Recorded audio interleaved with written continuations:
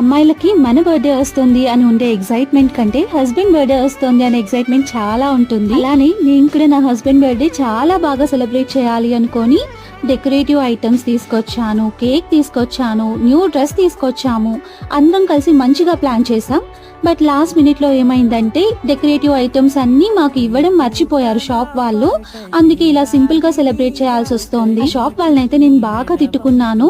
11:45 అలా చూసాము, సింపుల్ గా డెకరేషన్ చేసేసి 12 కి కేక్ కట్ చేయిద్దామని చెప్పి. అందుకే ఇంకా ఏదోలాగా 12 కి ఖచ్చితంగా కేక్ కట్ చేయించాలి అని చెప్పేసి ఇలా సింపుల్ గా కానిచ్చేస్తున్నాము. హస్బెండ్ బర్త్డే వస్తుంది అంటే నేనైతే ఒక 1 మంత్ ముందు నుండి అనుకుంటూ ఉంటాను, ఏదో ఒకటి చేయాలి, ఏదో ఒకటి గిఫ్ట్ ఇవ్వాలి, అలా చేయాలి, ఇలా చేయాలి అని చెప్పేసి.